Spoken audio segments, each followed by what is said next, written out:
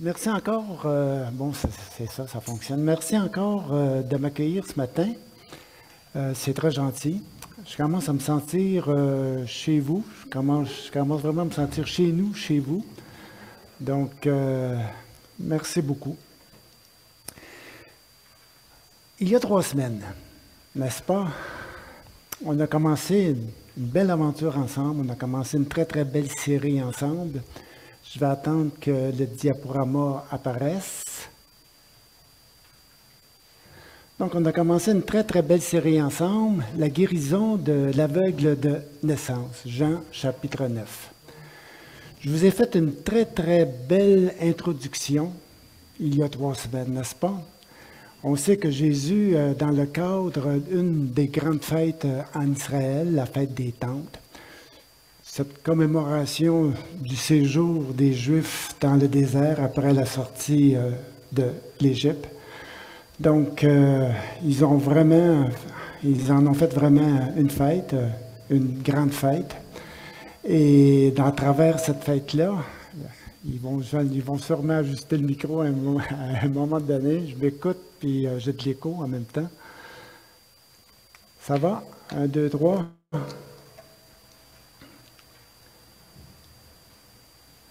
Donc, c'est ça. Donc, non, ça ne fonctionne pas du tout. 1, 2, 3, 4, 5, 6, 7, 8, 9, 10, 11, 12, 13, 14. On est toujours en famille. C'est bon. C'est bien. Donc, j'étais tout simplement en train de dire que oui, en Israël, il y avait vraiment une belle, belle grande fête. C'était une sorte de commémoration en ce qui concerne le grand séjour du peuple d'Israël au désert pendant une 40aine d'années. Et à travers cette fête-là, il y avait 2 grandes célébrations, la célébration de la lumière et la célébration de l'eau. Pour la lumière, c'était tout simplement de commémorer le jour, le temps où Israël a marché dans le désert accompagné de cette lumière qui lui suivait. Et cette eau, c'était tout simplement lorsque Moïse a frappé le rocher, donc l'eau a coulé. Donc tout simplement pour dire que Dieu a vraiment pris soin de son peuple au désert. Et c'est dans ce cadre-là que Jean chapitre 9 apparaît. La guérison de l'aveugle de naissance. Le titre que j'ai donné à cette série, c'est « Qui est l'homme qu'on appelle Jésus ?» D'ailleurs, comme je vous disais, c'est pas moi qui l'ai vraiment inventé, c'est l'aveugle-né lui-même. Lorsqu'on a demandé à l'aveugle-né qui était la personne qui l'avait guéri, l'aveugle ne sachant pas trop qui c'était, donc il a tout simplement dit « C'est l'homme qu'on appelle Jésus ». En général, Jésus est vraiment, c'est un inconnu pour lui, ou presque. Donc, il l'appelle ainsi l'homme qu'on appelle Jésus. Donc, c'est le titre que j'ai donné vraiment à cette série, l'homme qu'on appelle Jésus. Donc, ce que je vais faire dans un premier temps, on va tout simplement lire les versets 1 à 7 pour se mettre un petit peu dedans. Je vais attendre qu'on mette le diapo. OK. Je vous ai vraiment donné des notes parce que je n'étais pas sûr que ça puisse sortir clairement, assez gros. Donc, vous avez vraiment le texte avec vous. Vous allez pouvoir suivre.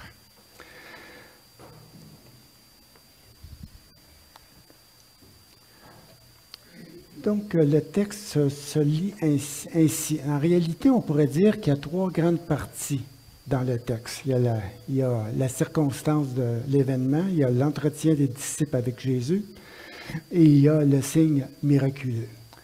Donc, c'est écrit. Jésus vit en passant un homme aveugle de naissance. Ses disciples lui firent cette question, « Rabbi, qui a péché?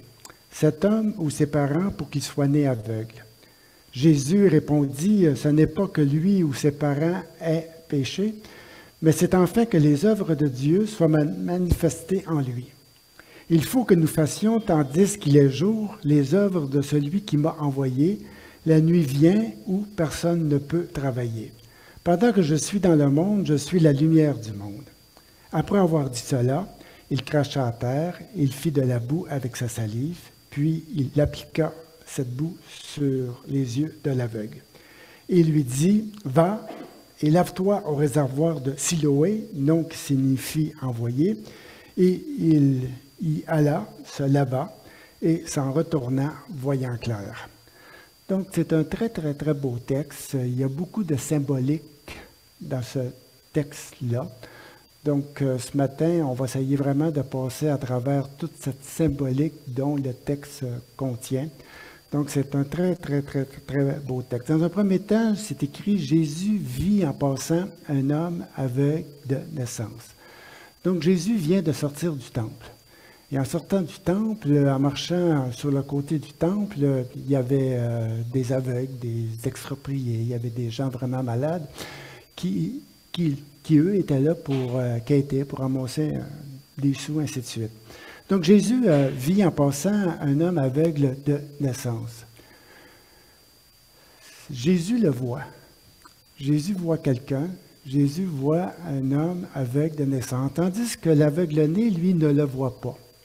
Il ne sait pas qui c'est, il ne l'a jamais vu, et c'est Jésus qui le voit. Et ça, disons, en partant, ça me touche, que Jésus voit ce que nous ne voyons pas.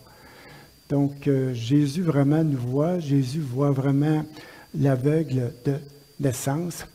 Et en le voyant, Jésus voit un petit peu l'humanité entière aussi. Parce qu'en réalité, comme c'est écrit dans l'Évangile de Jean, personne n'a jamais vu Dieu. Connaissez Jean, chapitre 1, verset 18, là où c'est écrit « Personne n'a jamais vu Dieu, le Fils unique qui est dans le sein du Père, c'est celui qui nous l'a fait connaître. » Donc, tout simplement pour dire qu'on est tous aveugles, on est tous aveugles de naissance. Il n'y a personne sur Terre qui a vraiment une véritable image de ce que Dieu est. On est tous aveugles, on tâtonne tous, on cherche qui est vraiment Dieu. Et à travers toutes les religions, à travers toutes les spiritualités, à travers toutes les pratiques religieuses, les êtres humains tâtonnent, cherchant qui est véritablement Dieu. Donc, à travers l'aveugle-né, bien, c'est notre histoire aussi. C'est l'histoire de chacun, c'est l'histoire de l'humanité, c'est l'histoire des hommes. On est tous nés aveugles de naissance. Comme l'aveugle-né, ce n'est pas un accident qui lui est arrivé en cours de route. Ce n'est pas non plus une maladie qui s'est développée avec le temps. C'est quelqu'un qui est né avec un handicap, qui est né avec la cécité. Donc, quelqu'un d'aveugle. Et c'est la même chose pour nous, n'est-ce pas? On n'est pas vraiment né avec vraiment une image claire de Dieu. Il n'y a personne sur Terre qui arrive véritablement à avoir une image claire de Dieu. Même Moïse. Lorsque Moïse demande à Dieu de voir son visage, Dieu lui dit, « Tu ne pourras pas voir mon visage, tu vas me voir de dos. » Et en réalité, on est vraiment aveugle, si on pourrait le dire ainsi, qui connaît véritablement ce qu'est la vraie nature de Dieu. Qui est Dieu? Le visage de Dieu. Donc Jésus dit, Jean chapitre 1, verset 18, « Personne, c'est toute une révélation ça, personne n'a jamais vu Dieu. » Le Fils unique, qui est dans le sein du Père, c'est celui qui nous l'a fait connaître, c'est celui qui nous l'a révélé. Ça prend vraiment quelqu'un qui habite Dieu, ça prend vraiment quelqu'un qui habite le cœur de Dieu, pour pouvoir vraiment nous révéler, nous dire ce que Dieu est véritablement dans son être intime, dans cet être qui nous échappe complètement, qui est véritablement Dieu. On a seulement regardé autour de nous, les êtres humains cherchent Dieu de différentes façons. Il y a toutes sortes de religions, comme je l'ai dit tantôt, il y a toutes sortes de spiritualités. Et parfois, même dans leur recherche, ça fait vraiment en sorte que parfois les êtres humains s'égarent dans toutes sortes de choses, dans toutes sortes de croyances, dans toutes sortes de pratiques, oui, un petit peu éparpillées, un petit peu là, partout. On n'arrive pas, et même parfois, dans cette recherche de Dieu-là, parfois, les gens se battent. Il y a des guerres de religion. Les uns disent, bien, Dieu est avec nous, les autres disent, bien non, Dieu est avec nous. Et c'est un petit peu ça qui se passe en Israël encore aujourd'hui. Donc, les gens n'ont vraiment pas cette connaissance innée de Dieu. Chacun crée un petit peu son propre Dieu ou sa propre perception de Dieu ou sa propre croyance de Dieu. Chacun se crée une image de Dieu et cette image-là qui se fond de Dieu, c'est ça qui fait en sorte que les êtres humains vivent avec cette image-là. Donc, ils développent une certaine relation avec Dieu à partir de l'image qu'ils ont. Ils développent une relation les uns avec les autres à partir de l'image qui se sont faites de Dieu. Dépendant de la façon qu'ils vont concevoir Dieu, ça joue dans nos relations les uns avec les autres. Et par rapport à nous-mêmes aussi, par rapport à notre propre image, par rapport à ce que nous sommes. Donc, l'image que nous nous faisons de Dieu joue un grand rôle dans ce que nous sommes en tant qu'êtres humains. Donc, c'est vraiment important d'avoir vraiment une image claire de Dieu. Donc, comme c'est écrit dans Jean chapitre 1, verset 18, « Personne n'a jamais vu Dieu. On est tous des aveugles spirituellement. Le Fils unique, qui lui voit clair, qui lui a vu Dieu, qui lui a vu vraiment ce qu'est le cœur de Dieu, le Fils unique qui habite dans le sein du Père, est celui qui nous l'a révélé, est celui qui nous l'a fait connaître. » Donc, à travers l'évangile de Jean, en réalité, l'évangile de Jean, c'est un évangile de révélation. À travers l'évangile, Jean nous révèle à travers Jésus ce que Dieu est, il nous révèle l'image de Dieu. On sait que Jésus un jour a dit « Celui qui m'a vu a vu le Père ». Donc, Jésus, c'est vraiment l'image révélée de Dieu. Une image qui nous échappe souvent. Et Jésus, ce que Jésus va faire, c'est qu'il va vraiment guérir notre cécité. Donc, il va vraiment venir, en nous, vers nous, pour vraiment ouvrir nos yeux, pour qu'on puisse vraiment voir qui est Dieu, de voir vraiment l'image de Dieu. Donc, c'est écrit, Jésus vit en passant un homme aveugle de naissance, tout simplement pour dire que Jésus nous voit. Peut-être que nous, on ne voit pas. Peut-être que nous, on est aveugles. Mais Jésus, lui, il voit. Il voit notre besoin. Il voit notre cécité. Il voit qu'on a vraiment besoin d'avoir clair, d'avoir plus clair. Et ça, Jésus en est vraiment conscient. Ce qui suit, c'est important. C'est écrit, je l'ai divisé en 3 parties. La première partie, c'est la circonstance de l'événement. C'est ce que je viens de vous partager en quelques mots. Ensuite, il y a l'entretien des disciples avec Jésus sur l'œuvre de Dieu. Et ensuite, il y a le signe miraculeux, la guérison de l'aveugle-né. La partie centrale, l'entretien de Jésus avec ses disciples, elle est très, très, très importante. Parce qu'en réalité, Jésus aurait pu sauter, ou Jean aurait pu sauter par-dessus cet épisode-là. Il aurait pu tout simplement dire, Jésus vit en passant un homme aveugle de naissance. En le voyant, Jésus cracha à terre, fit de la boue avec sa salive, puis il appliqua cette boue sur les yeux de l'aveugle, et il lui dit, va et lave-toi au réservoir de Siloé. Il y alla, se lava et s'en retourna, voyant clair. Ça aurait été correct. Tout aurait été dit. Hein? Jésus le voit, Jésus le guérit, le gars il va se laver, tout est dit. Tout est correct, on peut passer à d'autres choses. On peut passer à la suite du discours dont nous allons voir dans les prochaines semaines. Tout était dit. Mais là, il se glisse quelque chose là, de vraiment important, quelque chose vraiment que Jésus veut nous faire comprendre, veut nous faire réaliser, premièrement à ses propres disciples qui ne semblent pas voir ce que Dieu est, eux-mêmes semblent être aveugles en ce qui concerne vraiment l'œuvre de Dieu. Et Jésus, ce qu'il va faire, c'est qu'il va prendre le temps de leur dévoiler un peu ce que Dieu est. va essayer de leur dévoiler l'œuvre de Dieu avant d'agir, avant de faire quoi que ce soit. Donc, c'est pour ça qu'il vient s'intercaler entre les deux l'entretien des disciples avec Jésus sur l'œuvre de Dieu. Écoutez bien ce que les disciples demandent à Jésus. La question, là, elle est vraiment importante. Ses disciples lui firent cette question. Rabbi, qui a péché? Cet homme ou ses parents pour qu'il soit né aveugle? Je ne sais pas si vous le réalisez, mais il s'adresse à Jésus en tant que rabbi. On sait que rabbi, chez les Juifs, dans la religion judaïque, c'est un maître. Un rabbi, c'est un spécialiste des choses en ce qui concerne les choses de Dieu. C'est une autorité spirituelle. Donc, il ne s'adresse pas à Jésus par son petit nom, si je pourrais le dire ainsi. Il ne s'adresse pas à Jésus en lui disant « Hé, toi, Jésus, qu'est-ce que tu penses? » Il s'adresse à Jésus en tant que maître. Et ce qui va être dit de la part de Jésus, ça sort de la bouche du maître.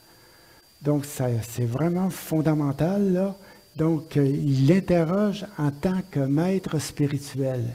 Et non, tout simplement, je peux employer ça un petit peu, non en tant que chum qui vit avec eux depuis un certain temps. Donc, il s'adresse à Jésus là, en tant que maître, rabbi. Rabbi. Nous avons besoin d'être instruits. Nous avons besoin d'être enseignés. Rabbi, et la question, qui a péché? Cet homme ou ses parents, pour qu'il soit né aveugle? Je ne sais pas si vous réalisez la fameuse question, mais ils ne disent pas pourquoi. Ils disent qui. On cherche le coupable. Le pourquoi, on le sait. Tout le monde le sait. Il a péché. Donc, on ne s'intéresse pas trop au pourquoi. On veut savoir qui. Qui est coupable? Pourquoi cet homme-là est né aveugle? Est-ce que c'est la faute de ses parents, de ses arrière-grands-parents? Est-ce qu'il y a vraiment quelque chose de lié avec tout ça? Ou c'est peut-être lui, mais lui, c'est difficile à voir. Hein? Il est né aveugle, donc il n'a sûrement pas eu le temps de faire un péché là, quelconque. Donc, tout simplement pour dire qu'on cherche un coupable qui a péché. Ce que Jésus va faire, Jésus va tout simplement essayer de changer leur conception des choses, changer leur croyance. Parce qu'à l'époque, la croyance générale des gens, ce que les gens croient, c'est que l'infirmité, la maladie est la conséquence d'une faute vis-à-vis la divinité. Dieu punit les êtres humains. Si l'humain fait une faute vis-à-vis Dieu, et à l'époque, la faute, et la principale faute, c'est l'idolâtrie, donc fait en sorte que Dieu va punir celui qui pêche contre lui. Donc, l'aveugle-né, on ne se pose pas de questions. Il y a sûrement un péché pour qu'il soit né aveugle. Donc, c'est un concept qui est populaire. Ça fait partie de la croyance. C'est la vision qu'ils ont de Dieu. Lorsqu'on leur demande qui est Dieu, bien Dieu, c'est quelqu'un qui punit. C'est quelqu'un qui punit les êtres humains. C'est quelqu'un qui fait en sorte que lorsqu'on a péché, on doit s'attendre à une conséquence. Il va y avoir sûrement quelque chose qui va nous tomber dessus. Et c'est la croyance populaire, c'est la croyance des gens à l'époque. On croit ça. Et même les disciples croient ça bien dur. Lorsqu'ils demandent à Jésus, Rabbi, qui a péché, cet homme ou ses parents, on sent déjà que ça fait vraiment partie de leur confession de foi, si je pourrais le dire ainsi. Ça fait vraiment partie d'eux-mêmes. C'est ancré en eux. C'est la croyance populaire. Tout le monde croit ça. C'est la vision qu'ils ont de Dieu. C'est la croyance qu'ils ont de Dieu. Lorsqu'on parle de Dieu, on en parle comme étant un Dieu punisseur. Un Dieu vraiment qui fait en sorte que les êtres humains sont punis à cause d'une faute qu'ils font. Et les pharisiens, ils étaient vraiment rentrés aussi là-dedans avec la loi et l'observance des règles religieuses et ainsi de suite. Donc, vraiment, là, la question qu'on pose à Jésus, c'est qui a péché? Regardez la réponse de Jésus. Et ça, c'est fondamental. Parce que ça va nous amener à la guérison de l'aveugle-né par la suite. Jésus répondit, ce n'est pas que lui ou ses parents aient péché, mais c'est enfin que les œuvres de Dieu soient manifestées en lui. Qu'est-ce que Jésus est en train de leur dire? Simplement, ce que Jésus est en train de leur dire, c'est que l'œuvre de Dieu n'est pas de punir. L'œuvre de Dieu, c'est d'ouvrir les yeux. L'œuvre de Dieu, ce n'est pas de rendre les êtres humains aveugles pour leur péché. Ce n'est pas la mission de Dieu. Ce n'est pas l'œuvre de Dieu. L'œuvre de Dieu, c'est d'ouvrir les yeux. Et si Jésus a été envoyé, c'est pour ouvrir les yeux des aveugles. Ce n'est pas pour les fermer. Ce n'est pas pour les juger. C'est pour vraiment faire en sorte qu'ils puissent vraiment avoir une connaissance de ce que Dieu est, de voir Dieu. Je vous ai dit au tout début, Jean nous dit au début de son évangile, personne n'a jamais vu Dieu. Le Fils unique qui est dans le sein du Père, c'est celui-là qui nous l'a fait connaître. Donc la mission de Jésus, c'est vraiment de nous ouvrir les yeux pour qu'on puisse avoir une bonne image de Dieu. Ils ont une fausse image de Dieu en partant. On cherche le coupable. Qui a péché? Et même parfois parmi les chrétiens, ça existe des idées semblables. Hein? On cherche le coupable. Qui a péché? Je ne sais pas pourquoi, c'est une tendance naturelle qu'on a, ça fait partie de nous. Ça fait peut-être partie d'une sorte de croyance, de spiritualité qui existe, une sorte de nuage qui existe sur le monde, qui fait en sorte que les êtres humains ont peur de Dieu. Les êtres humains craignent Dieu. Allez dans toutes les religions du monde, ou presque. Hein? On essaie toujours de faire en sorte que Dieu soit sympathique vis-à-vis nous. Vous faites la série avec Jean Théoret ici. Hein? Son thème, c'est... Si c'est le même thème qu'il fait ailleurs. Son thème, c'est « Dieu est favorablement bien disposé à notre égard ». C'est quelque chose, ça.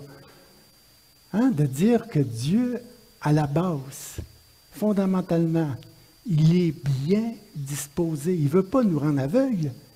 Il ne veut pas nous punir. Il veut nous donner la vie.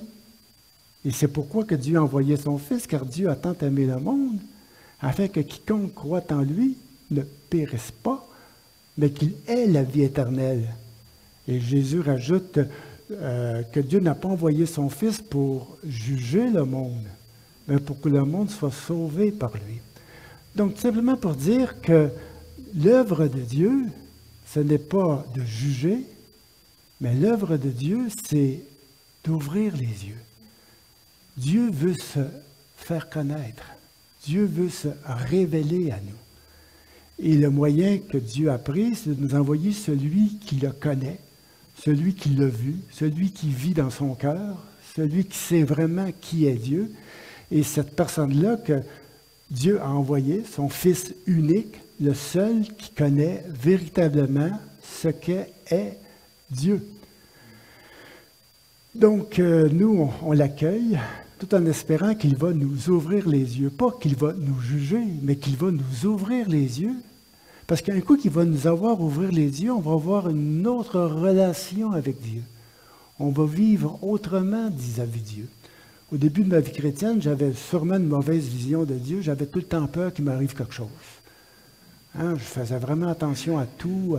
Il ne fallait pas que je pêche, il fallait vraiment que je lise ma Bible chaque jour, il fallait que je fasse mes prières chaque jour, il fallait que j'aille à l'église à toutes les semaines, à tous les soirs ou presque. Il fallait vraiment que je fasse le mieux du mieux pour avoir la paix. Pour avoir la paix avec Dieu, pour avoir la paix avec moi-même, pour avoir la paix avec ma conscience. Et ça m'a pris des années et des années à me défaire de ce concept-là de Dieu, En partant, même si j'étais chrétien, si j'étais croyant, si j'avais accepté Jésus, il y avait quelque chose en moi qui faisait en sorte que je n'étais pas capable de voir ce que Dieu est. Je me pose encore la question aujourd'hui, est-ce que je suis vraiment capable de voir ce que Dieu est? J'ai encore besoin que Jésus me rouvre les yeux assez souvent sur certaines choses. C'est quelque chose qui est mystérieux pour nous. Qui est Dieu? Donc, Jésus, oui, étant l'envoyé de Dieu pour nous ouvrir les yeux, afin qu'on puisse voir. Donc, l'œuvre de Dieu, Jésus dit l'œuvre de Dieu. Ne croyez pas que le travail de Dieu, que l'œuvre de Dieu, c'est de punir les gens, c'est de les rendre aveugles. Il dit, défaites-vous de cette perception-là, de votre soi-disant connaissance de Dieu. L'œuvre de Dieu, comme c'est écrit, c'est enfin. Le fameux « mais », là, il est vraiment, vraiment, vraiment important. Mais, parce que juste avant, il a dit, ce n'est pas que lui ou ses parents aient péché. Jésus est clair, là, hein? Il est clair, il est clair et net. Là. Il ne dit pas peut-être, ça se pourrait, il y a une possibilité. C'est pas ça qu'il dit. Jésus, il est clair et net. Ce n'est pas que lui ou ses parents aient péché. Ôtez-vous ça de la tête. Il parle à ses disciples, là. Et par le fait même, il parle aussi à nous. Donc, il dit, ôtez-vous ça de votre tête. Là, il y a le fameux « mais hein? ». Mais, au contraire, c'est enfin que les œuvres de Dieu soient manifestées en lui. Et l'œuvre de Dieu qui va être manifestée dans l'aveugle, c'est ce que nous allons voir dans la suite, ça va être tout simplement la guérison de l'aveuglement. Dieu veut guérir les gens. Dieu veut ouvrir les yeux des gens. Dieu veut se révéler. L'œuvre de Dieu, c'est ça. Ce que Dieu veut faire dans notre monde, c'est d'ouvrir les yeux des gens de l'humanité. C'est son travail, selon l'Évangile de Jean. C'est vraiment ce que Dieu veut. Ensuite, Jésus dit, parce que Jésus, il applique ça, un coup, espérant qu'ils ont bien compris ce qu'est l'œuvre de Dieu. Jésus dit, il faut que nous fassions. Il faut. Il y a une sorte d'obligation ici. Il faut que nous fassions, tandis qu'il est jour, les œuvres de celui qui m'a envoyé. La nuit vient où personne ne peut travailler. Donc, je suis sûr que Jésus, ici, un petit proverbe qui prend, hein? C'est un petit proverbe qui était très populaire à l'époque, qui l'est moins aujourd'hui, parce qu'aujourd'hui, on travaille jour et nuit. Et pourquoi qu'on travaille jour et nuit? C'est tout simplement à cause qu'on est éclairé. Parce que s'il n'y aurait pas d'éclairage, on se coucherait très tôt le soir. Mais à cause qu'il y a de l'éclairage, on veille tard, puis on travaille tard, puis on travaille toute la nuit. Mais à cette époque-là, il n'y en a pas de luminaire. Donc, on ne travaille pas la nuit. On travaille le jour, on se lève tôt avec la levée du jour, et on se couche aussi avec le coucher du soleil. Peut-être un petit peu plus tard, mais pas tellement plus tard. Cette époque, il n'y a pas tellement longtemps, c'était comme ça aussi. Hein? Avant, je ne me souviens plus de son nom, avant que celui qui a inventé l'ampoule électrique, avant que lui invente cette bébelle-là, là, on se couchait tôt le soir. Et c'est là qu'on a vraiment mis une lumière dans une cuisine, dans un salon, qu'on a commencé à veiller un petit peu plus tard. Le soir. Vous savez que nos réunions ou les réunions des chrétiens le soir, comme le dimanche soir, ou le mercredi soir, ou le jeudi soir, ou le vendredi soir, peu importe, c'est une invention du 20e siècle, ça. On ne se réunissait pas le soir avant, il n'y avait pas de lumière. C'est lorsqu'on a vraiment inventé la lumière que les chrétiens ont commencé à avoir des rencontres le soir, le mercredi soir, le dimanche soir. Avant ça, il n'y en avait pas de réunion le soir, ça se faisait durant le jour. Donc, Jésus est simplement en train de dire ici qu'il faut faire l'œuvre de Dieu durant le temps qui fait clair, Parce que la nuit vient où personne ne peut travailler. Donc, de quoi Jésus parle? Jésus parle de sa vie. Jésus est en train tout simplement de dire que son séjour sur terre, c'est comme vraiment le jour. C'est là où Jésus travaille. Sa mort s'en vient. Sa passion s'en vient. Donc, il ne pourra pas, d'une certaine façon, travailler comme il est en train de le faire en apportant vraiment un enseignement aux disciples. Bon, la croix, là, s'en vient. Donc, Jésus est tout simplement en train de dire, il faut que nous fassions, tandis qu'il est jour, les œuvres de celui qui m'a envoyé. Donc, Jésus dit, ma mission, c'est de réaliser ce que Dieu fait. Et ce que Dieu fait, c'est d'ouvrir les yeux des aveugles.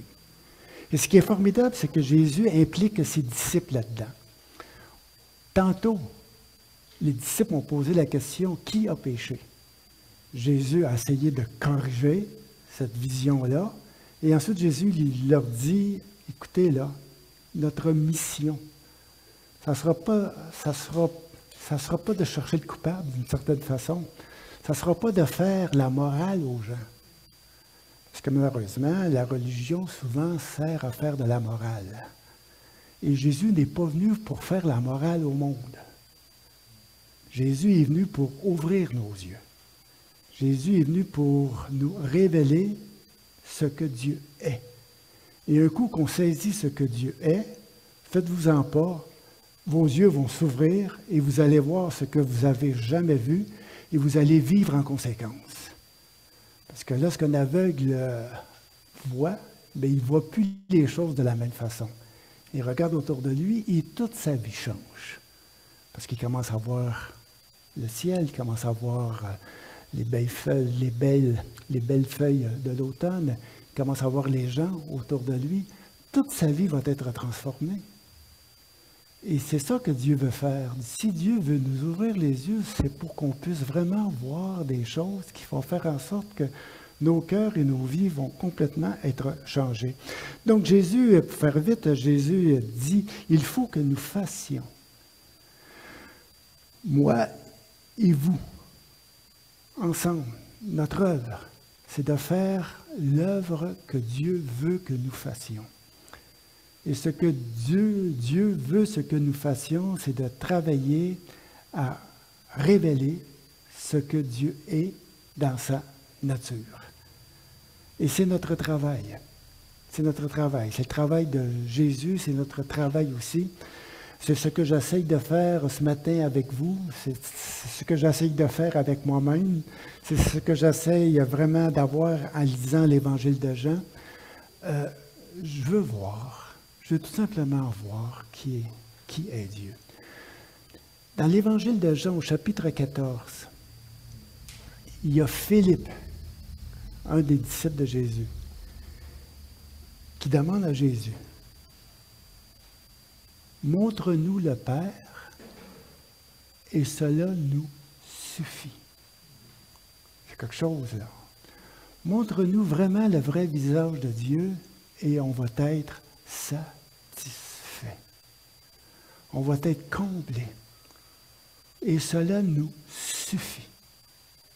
Montre-nous le Père. Montre-nous, ouvre nos yeux. Et cela va nous suffire. Nous voulons voir Dieu. Nous voulons voir la vraie nature de Dieu. Et ce que Jésus va lui répondre, écoute donc, Philippe, ça fait quand même longtemps que tu étais avec moi. Philippe va dire, oui, sûrement, on a fait un bon bout de chemin ensemble, ça fait 3 ans qu'on marche ensemble. Et Jésus lui dit, tu ne m'as pas encore connu. Tu ne sais pas qui je suis.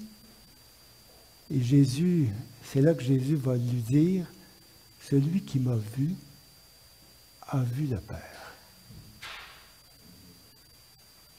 Voir Jésus pour voir Dieu.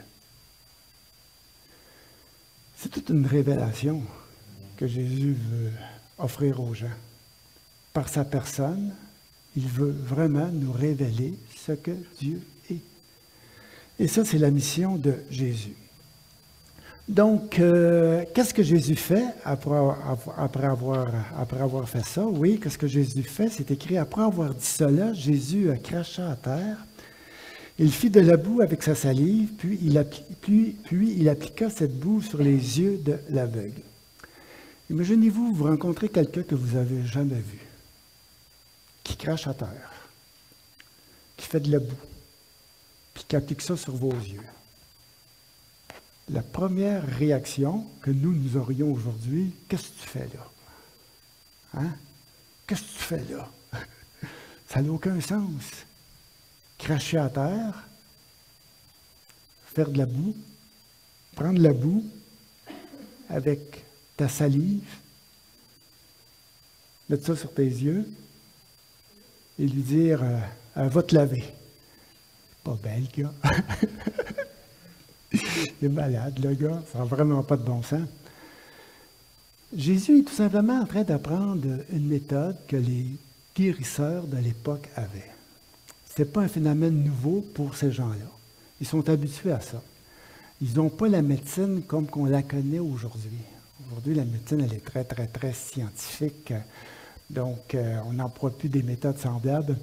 Jésus, peut-être qu'il nous dirait, va prendre une aspirine ou quelque chose. Tu sais. Mais à l'époque, c'est une façon de guérir les gens. Jésus, d'ailleurs, dans l'Évangile de Jean, il reprend la même méthode 2 fois. Donc, ce n'est pas quelque chose qui est complètement inconnu. C'est pour ça que l'aveugle-né, oui, ne trouve pas ça vraiment spécial. Il se laisse faire. Pour lui, il y a quelqu'un, il y a un guérisseur devant lui. Donc, Jésus, il fait de la boue, il met ça sur ses yeux, et l'aveugle-né, il accepte ça facilement. Parce que si Jésus fait ça, c'est à cause que Jésus a quelque chose à démontrer à travers tout cela. Jésus est obligé de prendre des méthodes que les gens connaissent pour se faire connaître. C'est bizarre, hein? Jésus travaille avec des êtres humains. Jésus travaille avec une culture. Jésus travaille avec des gens avec qui ils ont déjà certaines croyances. Donc, Jésus ne peut pas sortir de ce monde-là. Il est obligé de vivre avec ce que les gens ont déjà comme référence. Et une des références que les gens ont, c'est qu'un guérisseur qui a vraiment le pouvoir de guérir quelqu'un, c'est un pouvoir qui vient d'en haut. C'est un pouvoir qui vient des divinités. C'est un pouvoir qui vient des dieux. Donc, Jésus, pour démontrer clairement que son pouvoir vient de Dieu, il va employer une méthode, pas parce que Jésus y croit à cette méthode-là, mais il est obligé de reprendre une méthode que les gens connaissent bien, en faisant de la boue, salive, mettant ça sur les yeux de la personne, et en lui disant « va te laver ». Et le gars, tout naturellement, il part pour aller se laver. Mais Jésus ne l'envoie pas se laver n'importe où. Il lui précise vraiment l'endroit. Ce n'est pas le petit réservoir qui coule à côté du temple, là, ou la mare d'eau. Jésus, là, il précise un lieu vraiment, vraiment spécial. Il dit, va au réservoir de Siloé. Savez-vous, c'est où le réservoir de Siloé? On va y aller avec la prochaine. L'autre avant. Ça, c'est juste pour vous montrer un petit peu la ville à l'époque de Jésus. Vous avez le temple en haut ici, là. Ça équivaut, je pense, à, je ne sais pas, j'avais lu ça, je pense que c'est 18 ou 19 terrains de soccer. L'enceinte, là. Toute l'enceinte du temple. C'est vraiment grand. Là, est-ce qu'il y avait des pèlerinages là-dedans? Il y avait des milliers et des milliers de Juifs qui venaient de tout partout. C'était des grandes fêtes et on se ressemblait à l'intérieur du temple. Donc, Jésus sort de ce temple-là et en sortant, il y a un aveugle-né. Jésus lui met de la boue et il dit, tu vas aller te laver au réservoir de Siloé. Le réservoir de Siloé, c'est loin. C'est à peu près 1 kilomètre plus loin. C'est ici en bas. C'est très, très loin. On va aller sur la prochaine diapositive. C'est la même carte. Le temple, il est ici. L'aveugle-né, il est à peu près là. Le réservoir de Siloé, il est à peu près ici. Jésus ne l'envoie pas à la piscine de Bethsaïda. Vous connaissez celui-là, Bethsaïda? C'est l'endroit où est-ce que le paralytique a été guéri. Ça, c'est un lieu qui est beaucoup plus près du temple, qui est en haut. Et Jésus aurait pu l'envoyer là. Va te laver au réservoir de Bethsaïda, beaucoup plus proche pour un aveugle Le gars, il s'en va en tâtonnant, là. Mais Jésus l'envoie faire toute une marche à travers les petites ruelles de Jérusalem pour l'amener ici au réservoir de Siloé. Le réservoir de Siloé, l'auteur fait une petite note.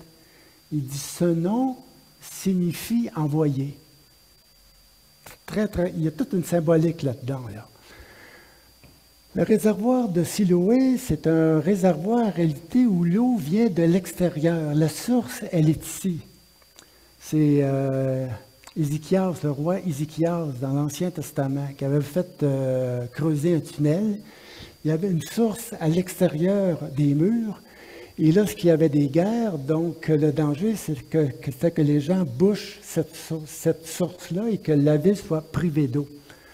Donc, ce qu'Ézéchias avait fait, c'est qu'il avait fait creuser un tunnel jusqu'à faire un réservoir à l'intérieur des murs. Et c'était une eau qui venait, on peut dire, de l'extérieur. C'est une eau qui venait d'ailleurs.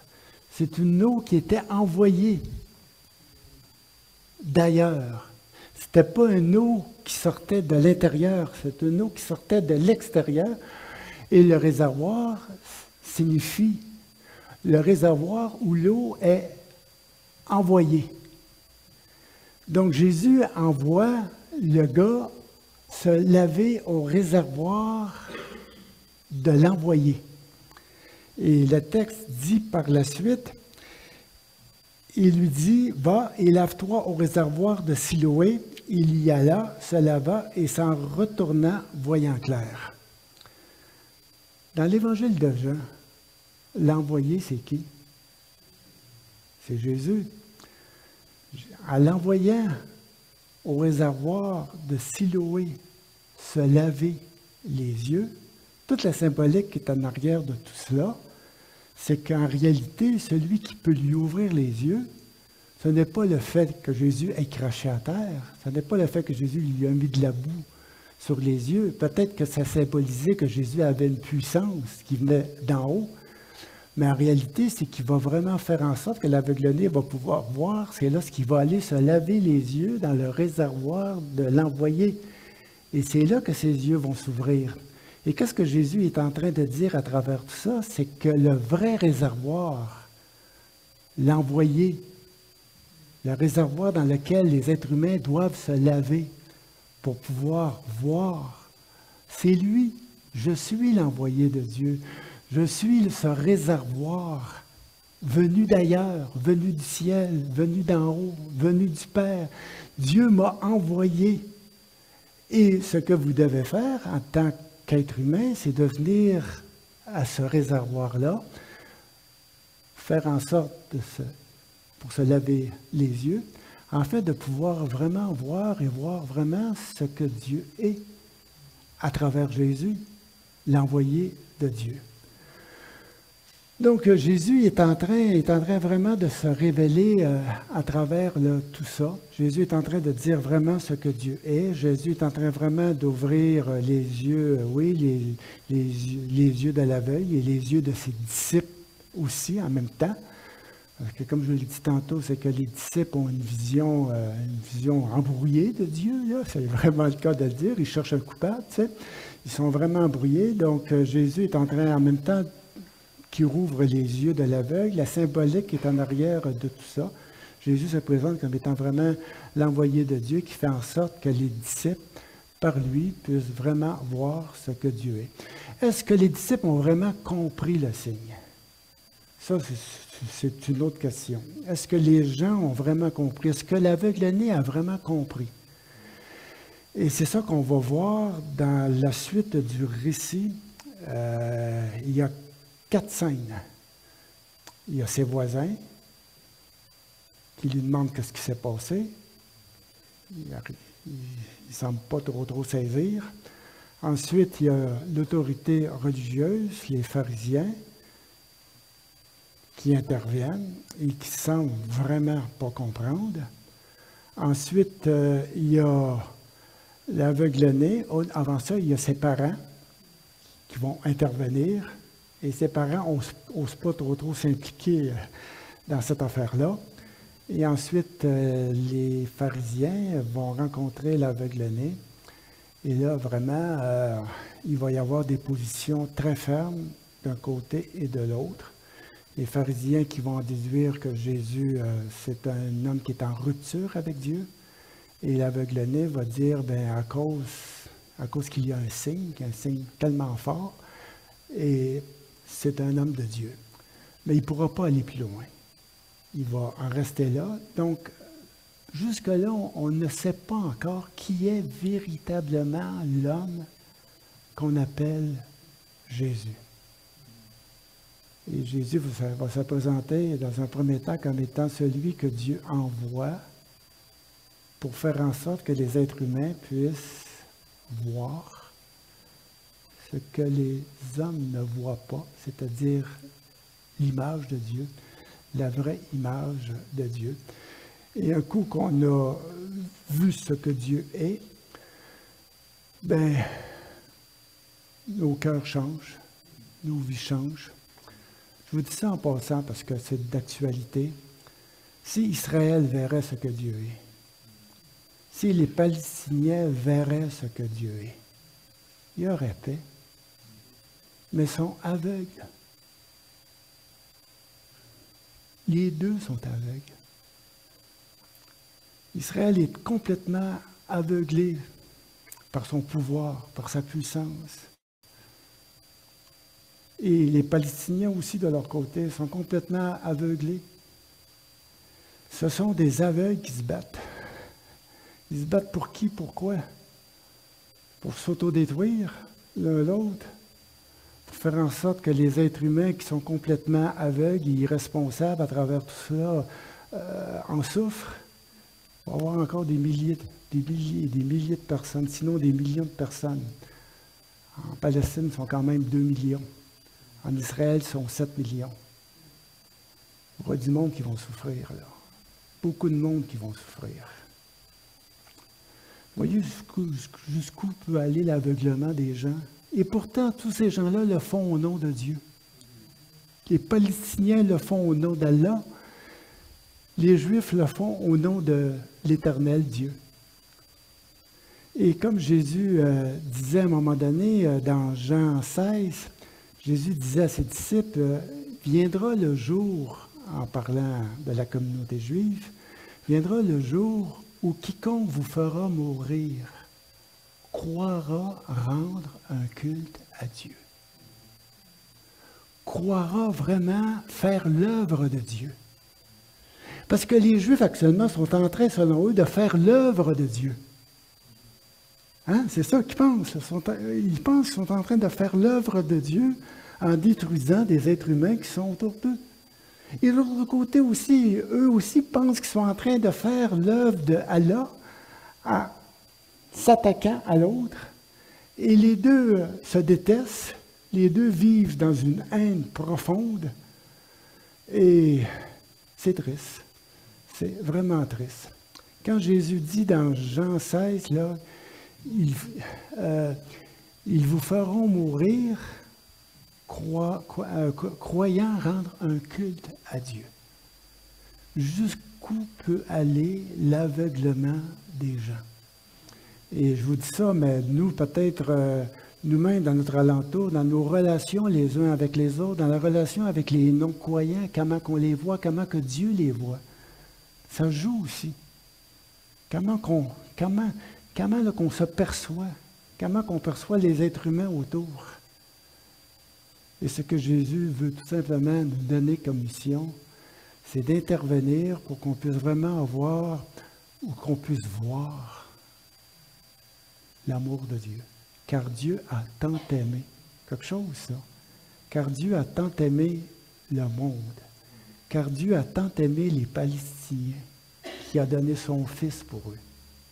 Car Dieu a tant aimé les Juifs, qui a donné son Fils pour eux. Car Dieu a tant aimé l'humanité, qu'importe qui l'on est, d'où l'on est, il a donné son Fils pour nous. Qui sommes-nous pour se détruire les uns les autres alors que Dieu nous aime? Donc on doit vraiment faire en sorte qu'on puisse vraiment révéler ce qu'est vraiment le cœur de Dieu Et comme c'est écrit dans Jean, le Fils unique qui est dans le sein du Père, c'est celui qui lui l'a révélé, c'est celui qui lui l'a fait connaître. Donc que Dieu puisse vraiment, par Jésus-Christ, ouvrir nos yeux pour qu'on puisse vraiment voir qui est Dieu et de vivre en conséquence. Je te laisse la place.